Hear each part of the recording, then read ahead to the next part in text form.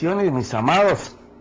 Bueno, después de 8 semanas de ausencia, se nos dañó una fichera y era que había que enviarla hasta California para que la repararan, y su turno, y lo que se murió en regresar, 8 semanas.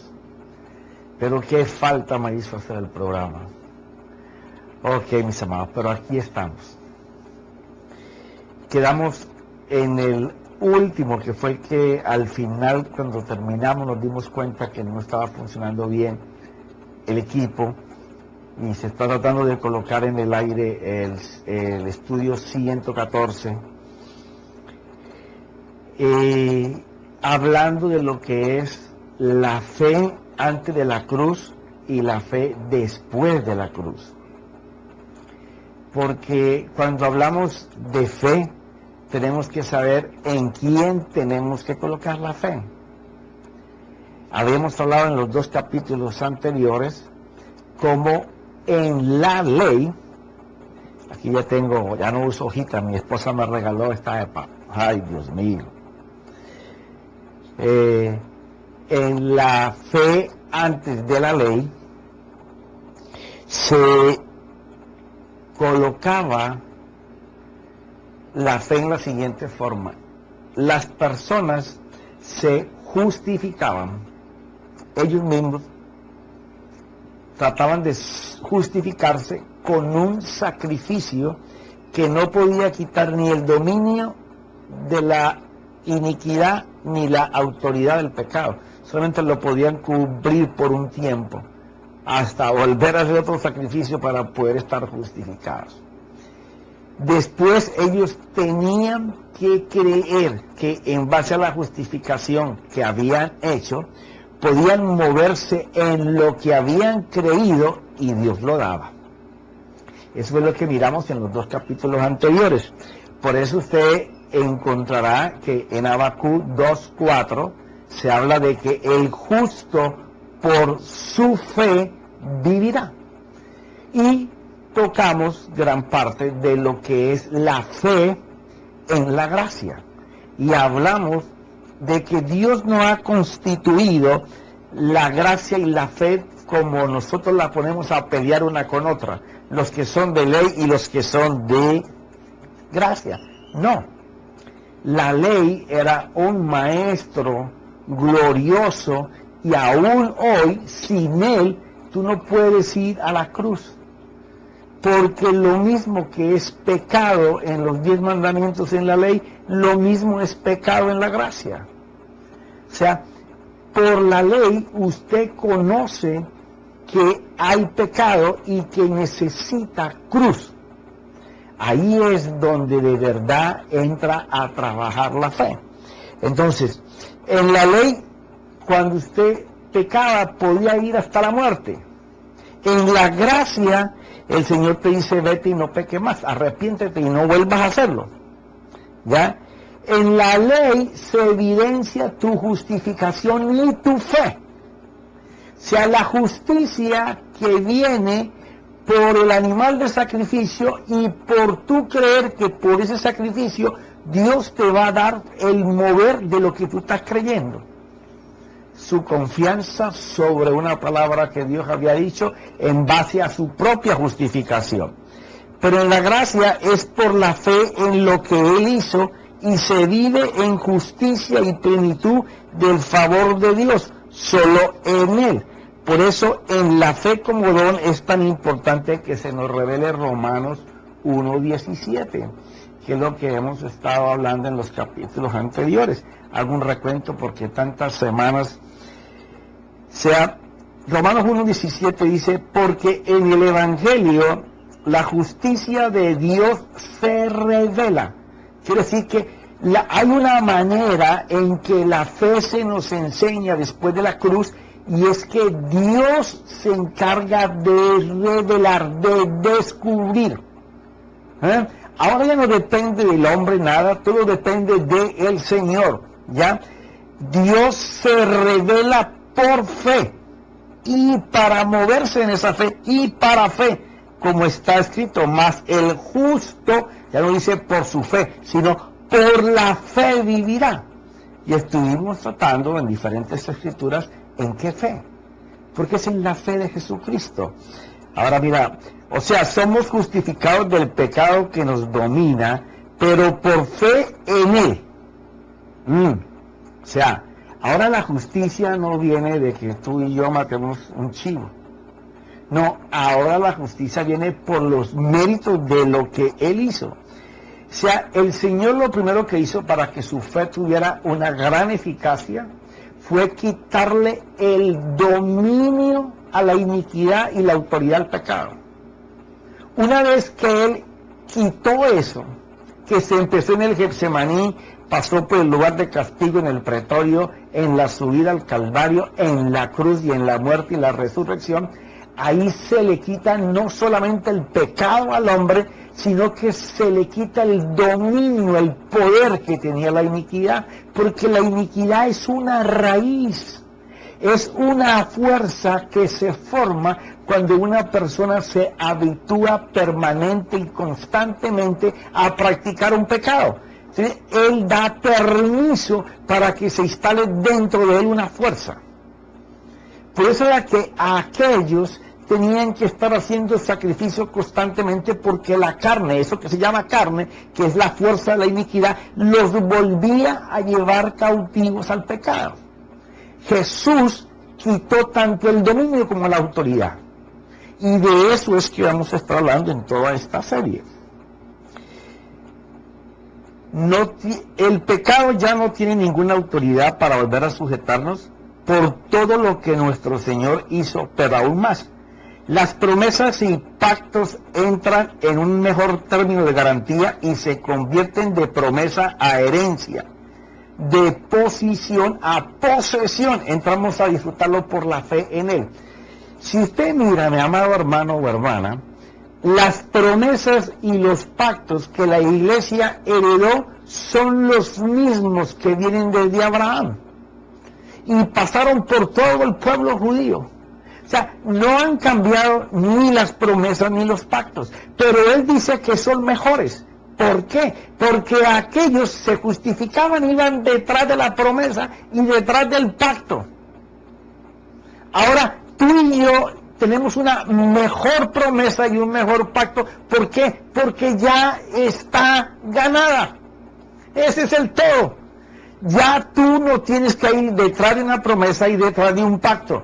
Jesucristo los ganó del Getsemaní a la cruz, en su sangre, dando su vida, en su resurrección, le quitó las llaves al mismo diablo de la autoridad y el poder que ejercía a través de la iniquidad y a través del pecado. Entonces ahora la fe no es colocar fe en una palabra, lo que yo he llamado por tanto tiempo fe sobre fe. No, ahora es fe sobre el Señor Jesucristo. Tenemos que movernos en una fe en donde tu confianza está en lo que nuestro Señor Jesucristo ganó. Si tú te mueves en lo que Jesús ganó, tú ya vas ganando. Ya tú vas ganando. ¿Por qué razón? Porque se trata, cuando tú estás creyendo, tú mismo, usando la fe de la que habla Oseas, tú tienes que tener confianza delante de una palabra. Pero ¿qué pasa? Las tribulaciones del mundo en que vivimos, las presiones, más en ese momento en que tú colocas la confianza, en tu confianza de tu fe sobre una palabra, viene el agotamiento y luego vendrá de nuevo la autoridad y el dominio del pecado y de la iniquidad sobre ti. Porque si nosotros lo hubiéramos podido hacer, Jesús no había tenido que ir a la cruz. Pero por cuanto no podemos con esa fuerza, tenemos que confiar en que Él fue el que hizo todo, Él fue el que ganó todo. Entonces, la excelencia de promesas y pactos es que el Padre colocó todo en los méritos de su Hijo que lo había ganado. Ese fue el gran problema del pueblo hebreo en el tiempo del Señor. 1650 años practicando sacrificios. 1650 años moviéndose en su propia fe, en su propia confianza en las palabras que había dicho. Todo lo que se forma en el umbral de la fama de Hebreos 11 fue gente que no se movió en su fe, sino que le creyeron a Dios. Usted ve cuando habla de Abraham, y Abraham le creyó a Dios. O sea, no se movió en su fe, se movió en la fe de Dios. Entonces, cuando Jesús se presenta, Él viene a traer esas nuevas buenas. Las nuevas buenas del reino de Dios, en donde el Padre envía a su Hijo, y en su Hijo está el Padre. El Padre enseñaría en su Hijo, se enseñaría a Él. Entonces ya les parecía muy fácil, que ya no había que matar un chivo, que ya no había que ponerle las manos, que no tenían que coger el cuchillo del sacerdote para degollarlo, bañarse en sangre, bañar cosas en sangre, y después creer ellos en que si ellos obedecían lo que estaban creyendo, Dios lo hacía. Pero ahora viene el Mesías, viene nuestro Salvador, y es una fe completamente distinta. Por eso leímos en el capítulo anterior que en Hebreos 12, 1 y 2 se habla de que Él es el constructor, Él es el que probó que esa fe servía. Entonces ya nuestra fe no es en nuestra fuerza, es en lo que Él hizo. Ya eso es movernos en una fe de gloria, porque si nos tenemos que mover por lo que Él hizo, la fe que nos espera es una fe sobrenatural. Pero la iglesia se ha movido conforme en una fe muy barata. Sí, te duele, yo quiero que te duela.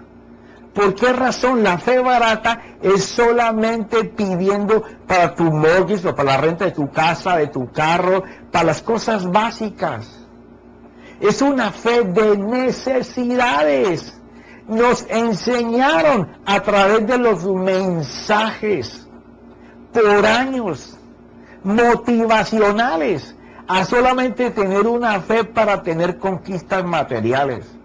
Pero la fe no es para eso. Eso debe de ser el resultado de moverse en una fe gloriosa.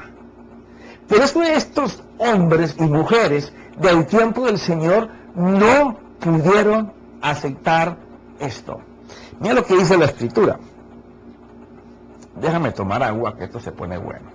Este es un pequeño recuentico. Después de 8 semanas,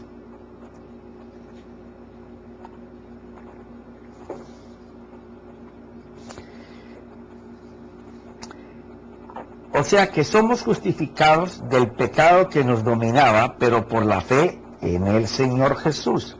El pecado ya no tendrá ninguna autoridad para volver a sujetarnos, ni la iniquidad para mantenernos presos, por todo lo que nuestro Señor hizo. Pero aún más, las promesas y los pactos entran en un mejor término de garantía y se convierte de promesa a herencia, que te lo había leído. Así determina el Padre la ley y la gracia. En la ley el hombre obraba, en la gracia todo lo hace Dios. No los coloca la ley y la gracia como enemigos, sino como guiadores. La primera nos conduce obligadamente a la cruz, y la otra, que es la gracia, nos baja de la cruz para ponernos en la herencia, en el propósito, en la carrera del reino de Dios.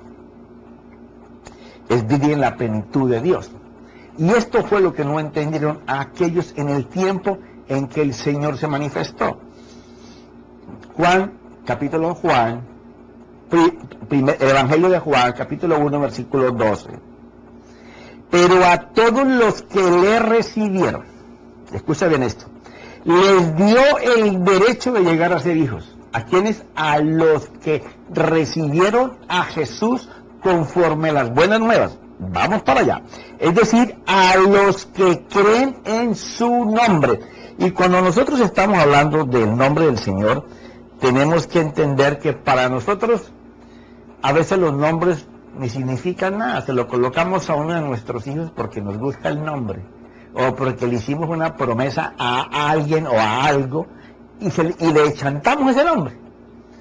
Pero en el lenguaje y en la sociedad, en la cultura hebrea no es así. Por ejemplo, el nombre que representa a nuestro Señor Jesús es Emmanuel, que es Dios en carne con nosotros para salvarnos. Emmanuel es Dios, se ha manifestado en carne y está entre nosotros para decirnos cómo tenemos que ser salvos. Ajá, ¿te gustó esa, verdad? Emmanuel es Dios en carne entre nosotros para decirnos cómo salvarnos. Ahora mira esto. Jesús, que es el nombre que empleamos y que es el que se ha avalado por todos los siglos que han pasado, que viene de la raíz hebrea de Yahweh, significa Yehoshua. Yehoshua. Los que estamos en el medio sabemos cómo ahora se está manejando mucho esta palabra, Yehoshua, ¿ya? Derivado de Yahweh, significa aquel de Yahweh que viene para salvar. Aquel de Yahweh, el yo soy, que viene para salvar. O sea, ¿por qué ellos no podían aceptar esto? Porque el nombre, en cualquiera de los términos que tú lo quieras poner, le estaba diciendo a ellos, mire, yo soy Dios, y ellos estaban acostumbrados que Dios era espíritu, que ni se podía ver, menos tocar, comer con Él, salir con Él, verlo navegar en una barca sentado a la orilla del río con publicanos. ¿Cómo iba a ser Dios eso? Así lo miraban ellos. Ellos no pudieron creer que era, porque la representación de su nombre era algo muy sublime. Por eso es que la Escritura dice en el Evangelio de Juan que para aquellos que lo recibieron les dio el derecho de llegar a ser hijos de Dios, es decir, a los que creen eso que te acabo de parafrasear, su nombre. Los que creen su nombre. Ahora, ¿cómo nosotros somos engendrados bajo ese nombre? Porque eso es tan importante que lo podamos ver. Cuando tú vas, esta es una escritura que he tocado mucho en el desafío, Juan capítulo 3, versículos 5 6, ¿cierto? Inclusive hay por ahí unos temas muy desafiantes sobre cómo no todos los que profesan al Señor son nacidos de nuevo. Pero en Juan capítulo 3, versículos 5 y 6, Jesús respondió, en verdad te digo, es a Nicodemo, un maestro de la ley, ¿cierto? Seguramente con discípulos, como los tenía Nicodemo, de donde venía Pablo, ¿cierto? Jesús le respondió a este hombre, en verdad te digo que el que no nace del agua y del Espíritu no puede entrar en el reino de Dios. Y hemos hablado por muchísimo tiempo que la palabra agua allí no es agua líquida, no es hidro, sino la palabra udor, que significa la rema, la palabra de Dios que tiene vida, la palabra que es espíritu, ¿cierto? Y manejada por el Espíritu Santo. Pero ahora vamos a mirar la misma escritura a la luz de la fe después de la cruz. Ya que dice, lo que es nacido de la carne, carne es, y lo que es nacido del Espíritu, Espíritu es. Amárrate el cinturón porque aquí viene una espada cortante. Mira esto. Lo que es nacido de la carne, carne es, y lo que es nacido del Espíritu, Espíritu es. Esto sería muy fácil decir, toda palabra que viene de la carne, pero ¿cómo así que va a venir una palabra de la carne? No, o la palabra es espíritu o no lo es, ¿ya? Esto tiene que tener otro matiz. Mira lo siguiente. La revelación en estas palabras de fe, aquí es, los nacidos de padres humanos son carne. Ustedes recibieron la ley de manos de Moisés, vuestro guía, del Padre, pero los nacidos de Dios nacen de la palabra en espíritu, la palabra revelada que es Cristo, y del Espíritu Santo que la revela, y el Padre lo anunció. Y vamos a ver la Escritura. ¿Qué es lo que pasa en este pedazo? Resulta que ellos adoraban casi que a Moisés, por encima de su Dios. Todo lo que está en la ley de Moisés, la ley de Moisés, la ley de Moisés. Y entonces viene el Señor y le suelta semejante cañonazo. Miren, muchachos, ustedes recibieron palabra de Dios, pero a través del hombre. El hombre les hizo nacer a ustedes por esa palabra. Pero ahora yo vengo para hacerlos nacer de una palabra que el Padre mismo les va a revelar a ustedes en su corazón. Y el Espíritu Santo es el que se va a encargar de implantarla. Entonces era muy complicado para ellos que 1650 años, hablando de Moisés, y se aparece Jesús, primero dice que Él es Dios, que viene del Padre, viene a enseñar al Padre. El Padre dice que Él está en el Hijo, que tiene complacencia en el Hijo, que el que quiera ver a Yahweh lo tiene que mirar a Él. Así están las Escrituras. Y ahora les dice, mire, toda la palabra que ustedes tienen en su corazón de Moisés, esta se las entregó un hombre. Y eso que es de la carne es.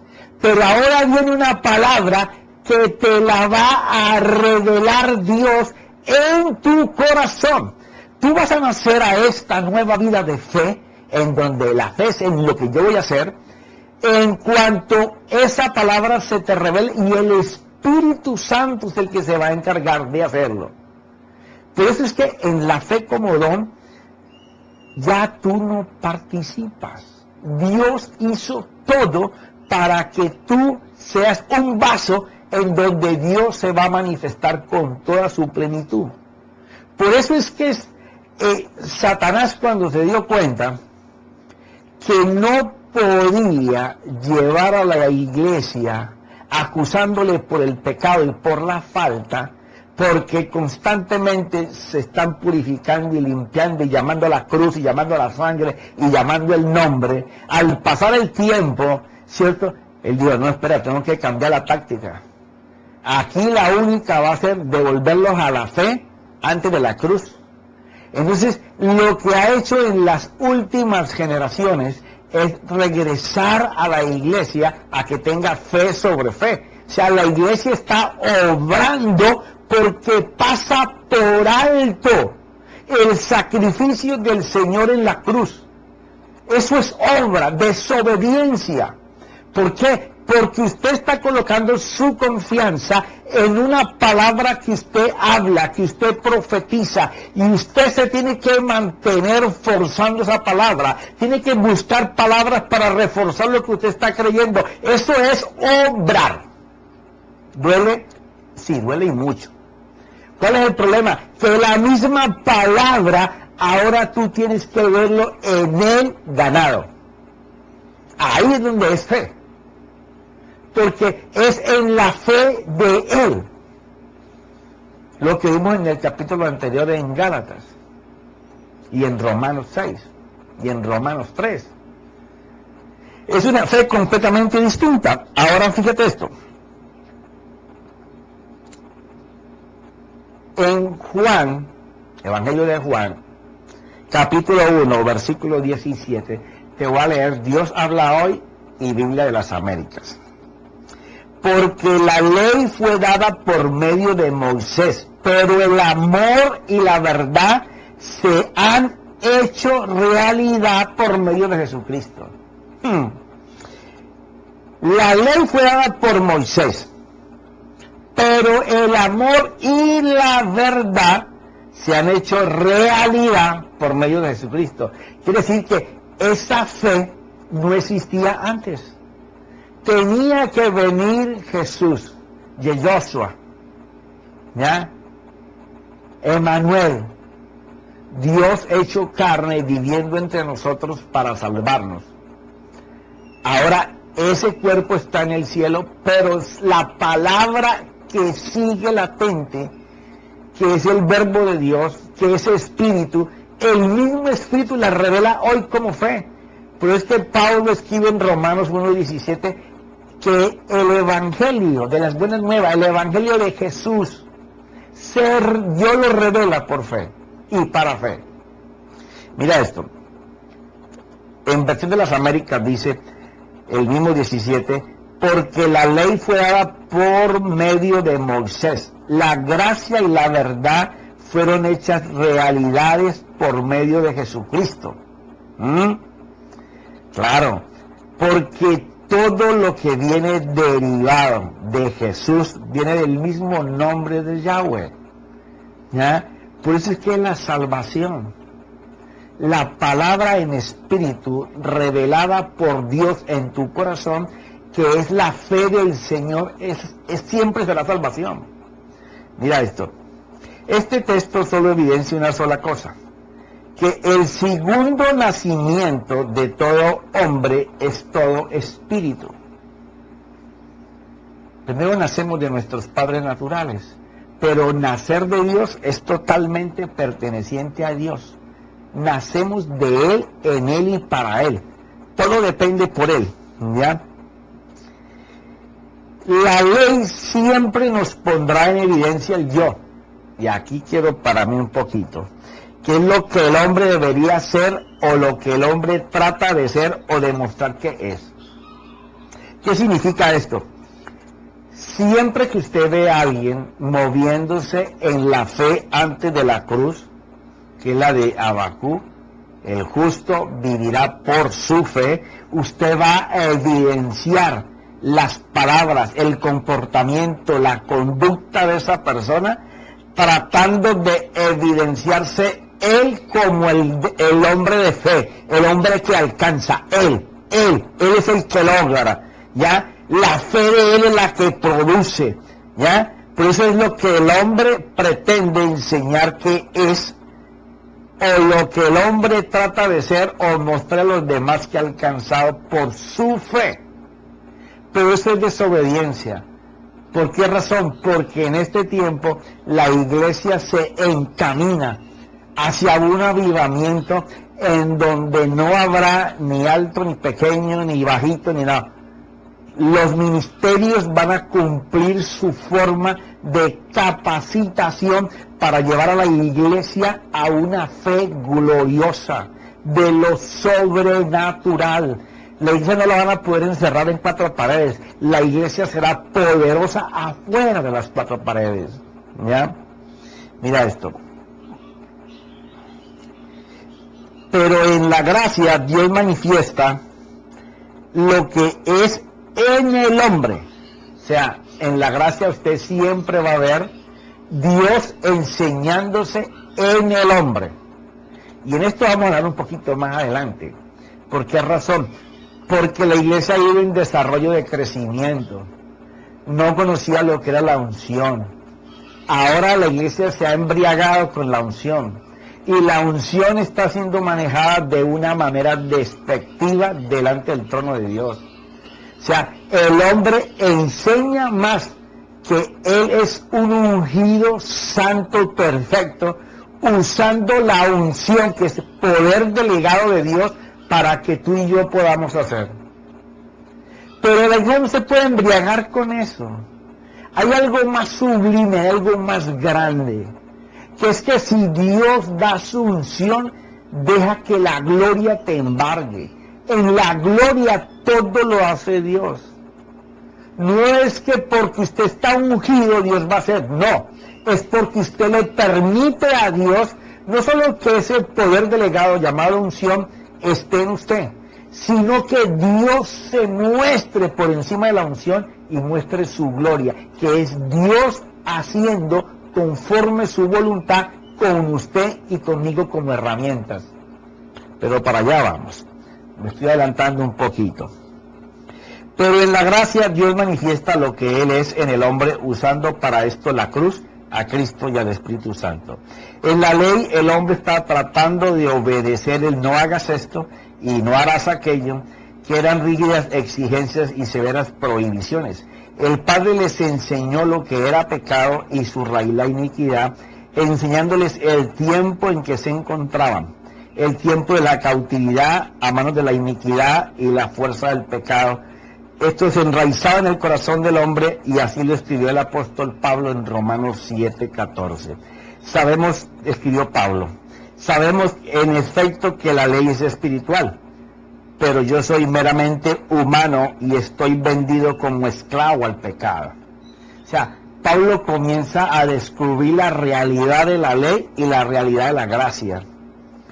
El hombre no podía justificarse para vida eterna, y la salvación diaria estaba establecida en que el hombre obedeciera una promesa o un pacto dado por el Padre, y si era fiel en mantenerse enfocado haciéndola para cumplirla, era recompensado por su fe. Esta es la ley y su manejo. Y a esto les aumentó el cómo hacerse justificados por medio de ceremonias y rituales, los cuales les dijo que eran sombra o como una silueta de la figura verdadera que habría de venir, y que esta justificación debería de hacerla continuamente cada vez que pecaran. Así debían justificarse continuamente para poder moverse en la fe de que Dios haría por cuanto se habían justificado. Y lo vemos en Levíticos 18, 4, 5, dice: habréis de cumplir mis leyes, guardaréis mis estatutos para vivir según ellos. Yo soy el Señor vuestro Dios. Por eso dice el profeta Habacuc en 2:4, dice: he aquí, el orgulloso en él su alma no es recta, mas el justo por su fe vivirá. O sea, que el que se jactaba de cumplir todo lo ordenado en sus promesas y fuerzas, y no lo hacía moviéndose en la fe en Dios, sino fe sobre promesas y pactos, aunque las cumpliera, también era desechado por su jactancia, como lo veremos más adelante explicado por el apóstol Pablo. Es que son tantos principios y tan delgados que tengo que estarlos leyendo como los escribí, para poder llegar a la explicación plena de cada escritura. Pero en la gracia es que le permitamos a Cristo morar, habitar permanentemente en nuestros corazones, y cuando mores tengamos el pleno entendimiento que nos ofrece el conocimiento de cómo nos ama el Padre, porque si lo logramos seremos llenos de este amor, como lo dice Efesios del 3 al 17 al 20, que lo hemos visto muchas veces aquí. ¿Qué es lo que pasa? Uno de los grandes problemas con la fe después de la cruz es la paternidad. Y en esto la iglesia sí que está, pero requete que pobremente miserable. Porque ser padre no es dar un mensaje o dar órdenes. No.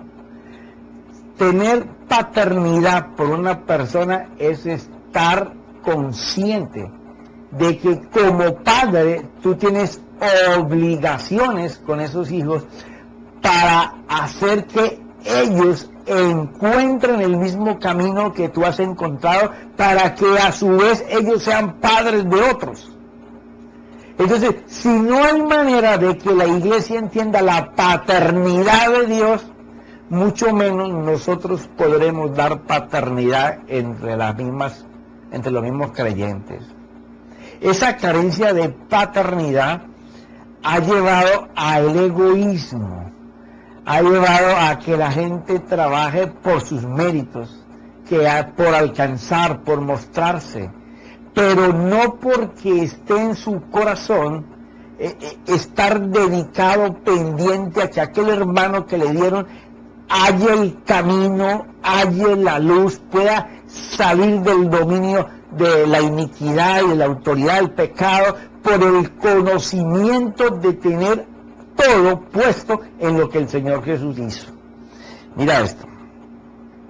El Padre colocó toda la plenitud en el Hijo, lo vamos a ver más adelante en Colosenses 2, del 9 en adelante, pero quiero llevarte a algo que es bastante, ¿cómo diría la palabra?, complejo, maltratado, mal visto, que es cuando tocamos Romanos 10, del 5 al 15. Y quiero leerte esta parte porque es bien importante, porque aquí nace la confesión por la que se le dice a todo el mundo que es criatura nueva.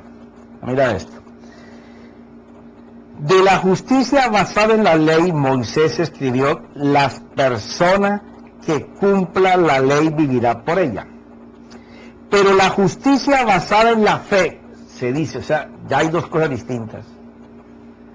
Aquí el Espíritu y Pablo están desarrollando las dos cosas. La una tiene que parar y esta es la que tiene que seguir. Ya. No pienses quién subirá al cielo. Esto es para hacer que Cristo baje. ¿Quién bajará al abismo? Esto es para hacer que Cristo suba de entre los muertos. ¿Qué es pues lo que dice? Sí, está diciendo no para que Cristo baje, no para que Cristo suba. Entonces, ¿qué es? Pregunta el apóstol. La palabra está cerca de ti, en tu boca y en tu corazón. Fíjate esto. Aquí estamos hablando de personas que ya conocen de la fe del Señor Jesús. Porque recuerda que habla en el primer capítulo de que Dios te revela esa fe para que la uses bajo esa revelación. Entonces, él está haciendo mención a lo que viene escribiendo y ahora está en el capítulo número 10. Por eso es que nadie podrá entender nunca la gracia como gracia y la fe como don si no puede entender Romanos y después Gálatas. Porque ahí está oculto el secreto el misterio, como le llama el apóstol Pablo, de la fe sobrenatural. Entonces dice lo siguiente, que es pues lo que se dice: la palabra está cerca de ti, en tu boca y en tu corazón. Esta palabra es el mensaje de fe que predicamos. ¡Wow! Más claro no puede estar. Dice el apóstol Pablo, dice, entonces, ¿qué vamos a hacer con todo esto? Dice, esto es fácil, muchachos. La palabra que tiene que estar en tu boca es la palabra, esa palabra es el mensaje de fe que predicamos. ¿Cuál es el mensaje de fe? Que todo debería de estar sujeto, nuestra creencia y nuestra fe, en lo que Él había hecho, lo que Él había ganado, lo que Él había conquistado y toda la plenitud que el Padre ha colocado en Él. Entonces dice, si con tu boca reconoces a Jesús como Señor y con tu corazón crees que Dios lo resucitó, alcanzarás la salvación. Pues con el corazón se cree para alcanzar la justicia y con la boca se reconoce a Jesucristo para alcanzar la salvación. Y esto es muy interesante aquí, la palabra salvación, porque no solamente es soteria, sino souso. Quiere decir, la fe, o sea, tú no te puedes quedar en una fe en donde solamente crees que Él cargó el pecado, lo venció, pagó por el castigo, murió en la cruz y que ya eres salvo por la eternidad. Y ahí se acabó la fe.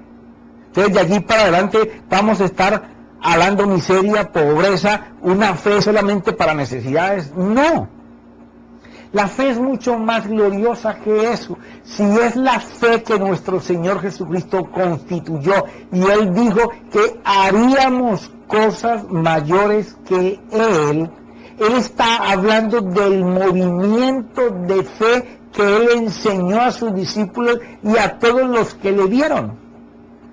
Por eso era que la oración del Señor era tan impresionante para los discípulos. Tú nunca vas a encontrar que ellos le dijeron, Señor, enséñanos a predicar, enséñanos a sacar un demonio, enséñanos Isaías o tal. No, le pidieron que les enseñara a orar. ¿Por qué? Porque esa comunión viva, cosas en común con Dios,